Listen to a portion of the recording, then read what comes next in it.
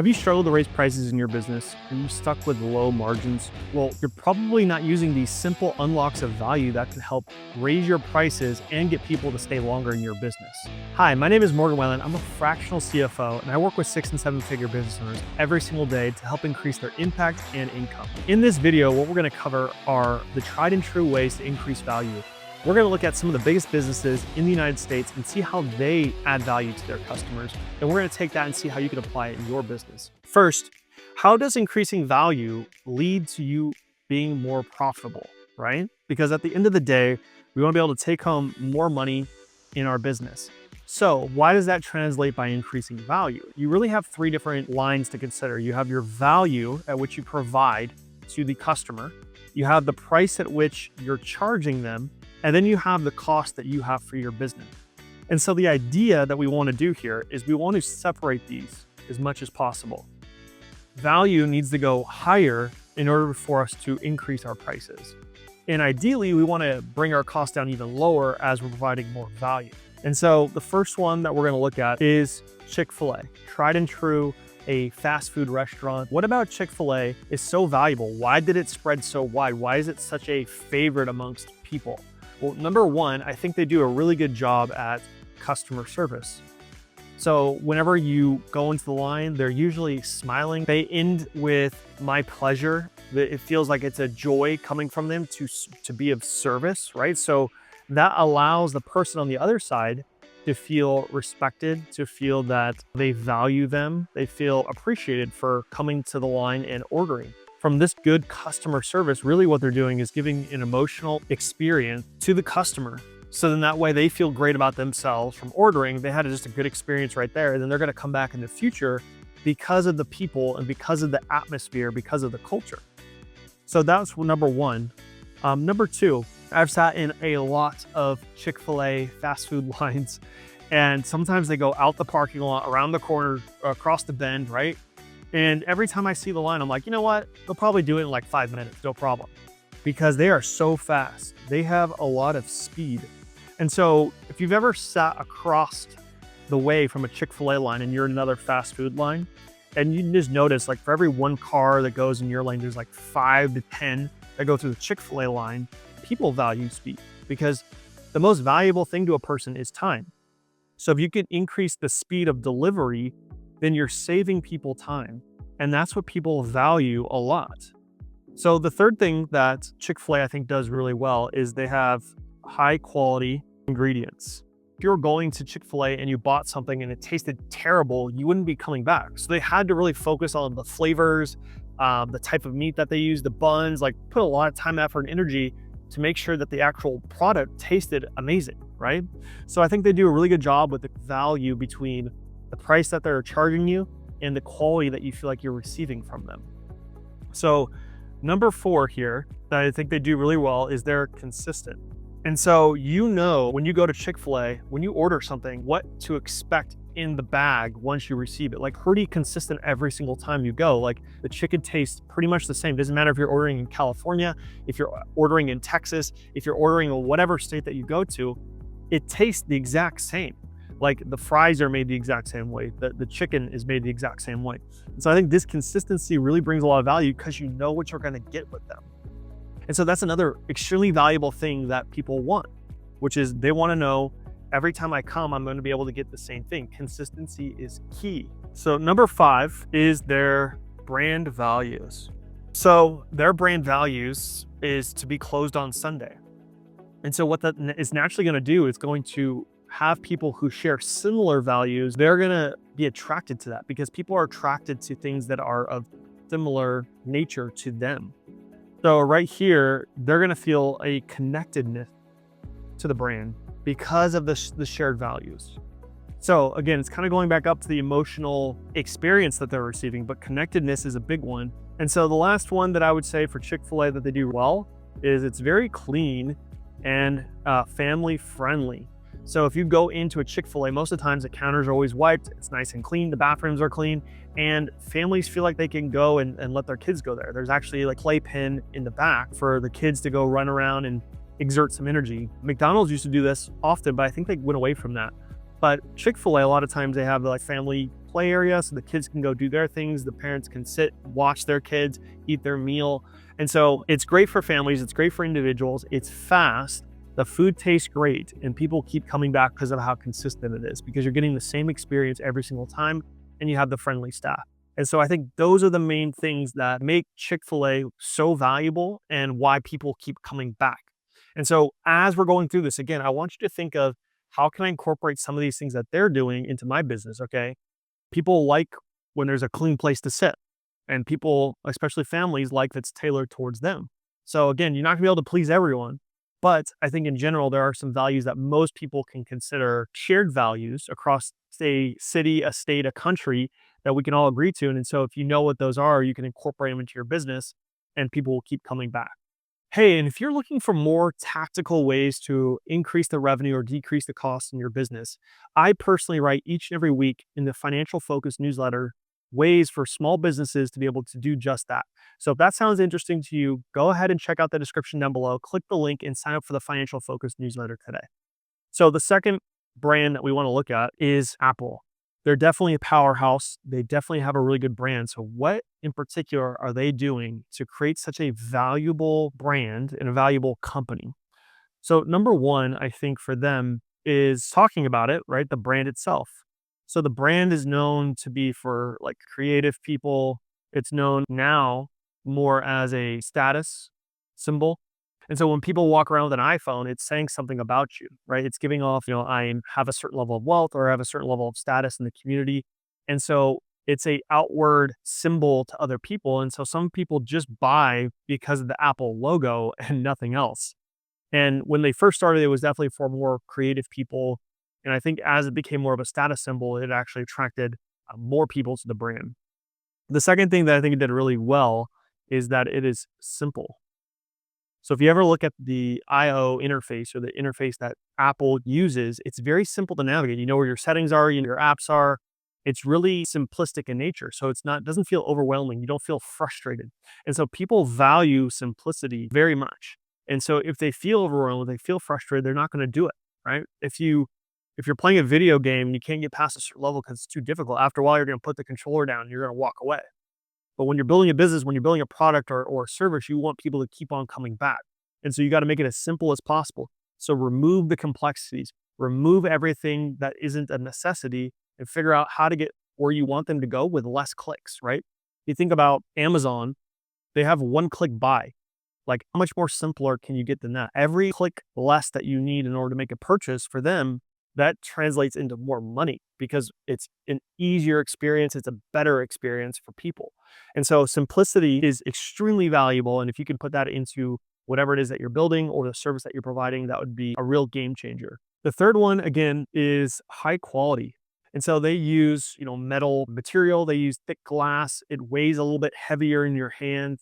So they go into a lot of detail whenever they do a new product launch about all the intricate details that they do in order to make the current version as it is. And so although they may have fallen off as far as innovation and being able to make a better and better product, it's kind of been consistent the last few years when you think about especially the phones. It's still extremely, extremely high quality. Like you used to buy a MacBook, those things would last 5 years, 7 years, sometimes even like 10 years before you'd have to go get a new one. And they worked for a very, very, very long time. And so with high quality, again, people will buy high quality when they think that it's going to last for a longer period of time, like paying more for it now, but it's going to last 10 years, for example. And so I'm ultimately going to be saving more over the long run if I buy the more expensive thing now and then make it last. And so that is a definite value that people have or they're looking for it. Let me buy the higher quality version of this. So then that way it'll last me longer. And for the business owner, that's great because if you create a higher quality version of what you do, then you make more money on the front end. And then, hopefully it's a better product. They tell other people and you can see how that can snowball. So number 4, I think they do really well is the ecosystem, meaning it's really, really sticky. Once you get into Apple products, you don't want to go away. Why? Because they're so well interconnected with one another. They can pass data or copy and paste from one to the other, like so many things that are unlocked. Once you have more product, it's like you're unlocking more features as you're adding more to your Apple ecosystem or products that you have at your house. And what they do is they make it really, really hard for third party software apps, things to connect to Apple products. So they make you try to stay inside their ecosystem. And so even if you may not like their phone anymore, but you're like, well, I do like their laptop, I do like their tablet, so I'm going to stay with the phone regardless. So if they can get you interconnected across multiple things, it's harder to break that as opposed to just one line of connection to a brand or to a business. So you got to think about, how can I create more weaves, more connection points with what they are buying from me. So then that way it's harder to break that in the future. So that's what makes them really, really valuable. And if you can unlock more features, then that's a value add to the customer, right? So people value ease, people value simplicity. And so if you can combine that with adding more things to your product or your service to make it harder for them to leave, even better. And so number five, I think, they're really good at reducing risk, and their risk is around the data and the privacy of their users. So I know back in the day, they used to run this like hackathon of people trying to break into the iOS software. And there was so many years in a row where no one could do it. And so that just showed that it was really safe, it was really secure, you can trust them with your data. Being able to reduce risk, i.e. being able to create trust with the customer, is super valuable and something that Apple does consistently. And that's why people keep staying with them, because they feel like they can trust that brand, that business. All right, so after Apple, we have the Ritz-Carlton. And so with the Ritz-Carlton, the first thing, again, they have the best customer support. Like, they are trained to try to remember all the details about who you are, your stay, your visit. They try to get as much information, and then they try to anticipate your needs. Whatever needs that they feel like you could possibly have while you're staying at their resort or whatever location, they've already planned in advance and have available, right? So whatever it is that you're looking for, they have it, or they can get it to you really, really quickly. And so their customer service is beyond exceptional. And so people keep coming back because they know they're going to be pampered. They know they're going to be taken care of, and they're not going to have to stress or worry about, oh my gosh, this or that. Like, all of it's taken care of for them. So again, if you can reduce stress, if you can reduce worry, if you can reduce those emotions, and you can create more of a pleasant experience, then people are going to associate you with that pleasant experience, and they're going to want to come back. So that's what they value. Number two, obviously, with someone like the Ritz-Carlton, they're going to have high quality as far as the beds, as far as the actual location of the property. Your views typically are really nice. The amenities, anything that's extra, like the gym, really nice. So they are on par with that luxury feel to their brand. And so that's just expected when you go stay at a hotel like a Ritz-Carlton. Number three is exclusive. So not everyone can afford to stay at the Ritz-Carlton. And so only a certain group of people go and stay at a Ritz-Carlton or can afford to stay at a Ritz-Carlton. And so for the people that know that, they feel, wow, okay, I'm only in a certain group of people. And just like with every other big brand, their brand is really about being prestigious, being exclusive, being not everyone can be here, right? And so their brand really speaks to individuals who are looking for that high-end service, that luxury tier. That's what makes them stand out. All right, and so the last one is Costco. And Costco is great because it's really the opposite or flip of those last two brands we looked at. Apple and the Ritz-Carlton are definitely more high-end, and I wanted to bring in another low-end brand that's more for the everyday consumer. Number one, Costco is known for what? Low prices. So it's all about bundling and saving. So you get, your dollar goes farther at Costco. You get wholesale prices, right? They don't do a lot of marketing. They don't try to do a whole bunch of gimmick of marking up their prices and trying to lower them. Nope, they just try to give you the lowest price possible. Straightforward. And so a lot of people want that. They value their dollar to stretch farther. They want to come back. That's why places like Costco and Walmart, the low-cost leaders, that works for certain types of business models. So if you can show that people are saving money by maybe bundling 2, 3 items together, they may then want to make that purchase. Whereas just one purchase by itself may have not actually gotten you the sale. So bundle and save is really big for them. Two, just like any other one, they have a membership. So if you ever go to a Costco, they actually check your card at the front and they say, oh, yeah, no, you can't come in. You don't have a card. So you have to pay for the right to shop at a Costco. But most people are like, okay, well, the membership is however many dollars. I'm going to at least make that in savings, right? So they're making this logical decision when they go get a membership at Costco. But that membership is a form of exclusivity, just like the Ritz-Carlton was in the last example. And so only certain people can shop there. If you think about most businesses, they have their doors open, anyone can walk in. So by creating that exclusivity, Costco is now charging you for the right to enter their store, which is kind of crazy, but I love it from a business model perspective because now they have that consistent revenue each year from their memberships. I have no idea what the price is right now, but it creates that consistency in revenue and doesn't fluctuate as much when you have that reoccurring piece added into your business model. 3, they have quality brands and products at the store. So when you go to Costco, you're not just getting at the low price, the lowest quality. So they actually match low prices with pretty good tier quality of food or other items that you'd want to buy for your house. And so I think that balance between low prices and pretty decent quality is actually what makes people come back a lot because they feel like they're getting the most value they can get anywhere else based off of their dollars spent versus what they get in return. The fourth thing is it's a one-stop shop.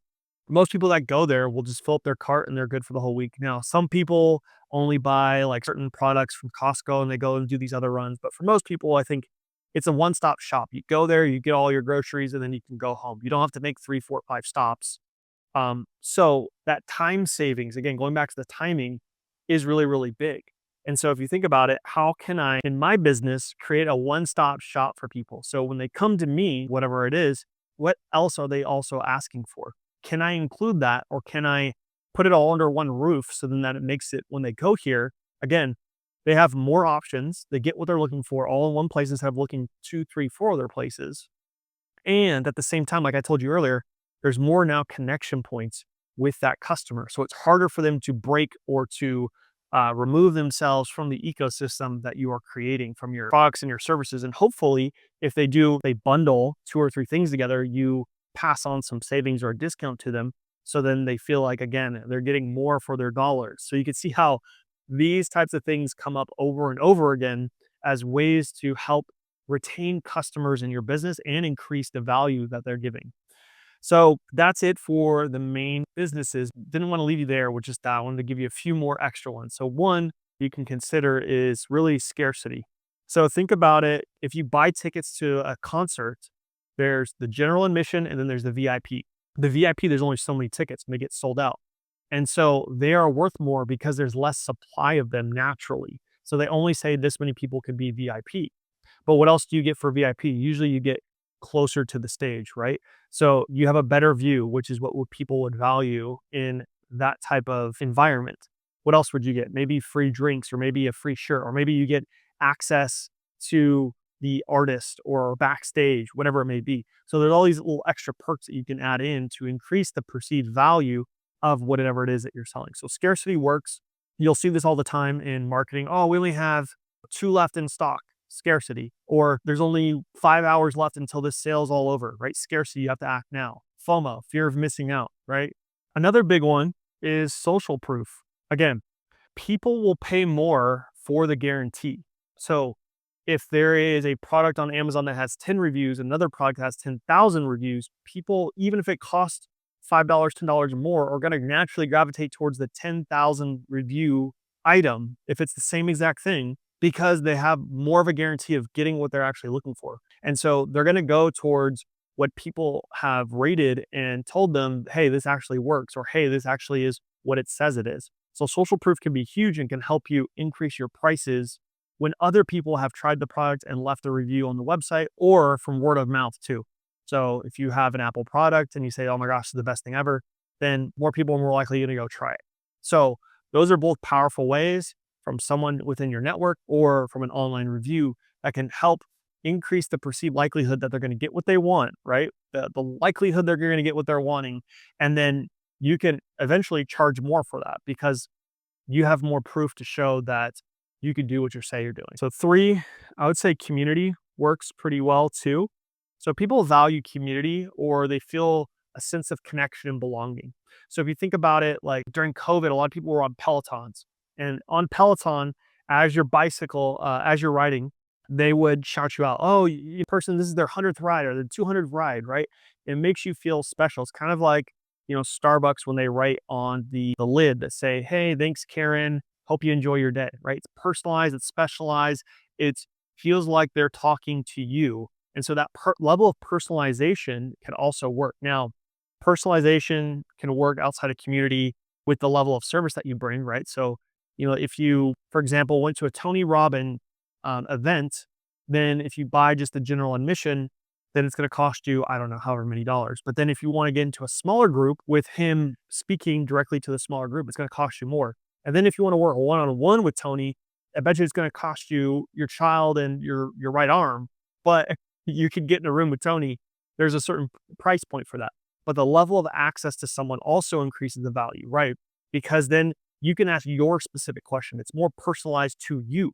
So people will pay for more personalized service rather than just a generic service. So that's number 4, personalized. Again, I've talked about branding in this video, but I think branding is still a big one. And so some of them, it's based off the emotions, some of them it's based off the identity. So if you think about Nike, they identify with people who are wanting to push the boundaries, just do it, right? If you see a lot of their commercials, it's the top athletes in the world, or it's just very extravagant things that people are doing, like very few people can do because they're like, wow, okay, I want to be associated with what they're doing. I want to be associated with the best players in basketball because maybe it'll help me become better if I wear their shoes, right? And so, even though it's not true, but people make that association and they're saying, okay, brand is about this thing. So let me associate with it because it'll help me, I believe, get me to my goals quicker, or something that I want to show to other people, right, as a status. And so the last one, we've talked about this already, but it's how do I reduce the risk? And so this could be, again, going back to Costco, actually, one that I didn't mention earlier is they have this ridiculous return policy that you can return it, like, I think whenever you want, like lifetime of the thing that you purchased. But there's brands that'll do like 30 days, 60 days, 90 days, money back guaranteed. If you buy it and you don't like it, you can try it out. With software services, they do, hey, 14-day free trial, 30-day free trial. And if you don't like it, no worries, no commitment. You don't even have to give us a credit card, right? So they create the least amount of friction for you to sign up, right? It's simple, less steps. And we talked about earlier with Amazon. So least amount of friction to get you signed up. And then once you're there, then you can try the thing out and see, okay, is this actually what I'm wanting? So it reduces the risk because you have less put in at that point. And then if you do, now they know, you're locked in for a long time. In the case of software, once you start it and you're using it consistently in your business, now you're there for, months and years at a time. So those are ways that you can increase the value to your customers. So hopefully there's something in here. I would suggest maybe just picking one or two and say, how can I add this into my business, whether it be online or in the product offering that I have, to be able to increase the value to the customer so then that way I can charge a higher price for my goods or for my services. So hopefully this helped. Let me know which one you're going to do in the comments down below. And if you have any questions, also leave a comment. But that's all for this one. Appreciate you being here. See you on the next one. Oh, value. Or maybe it's this way. Value.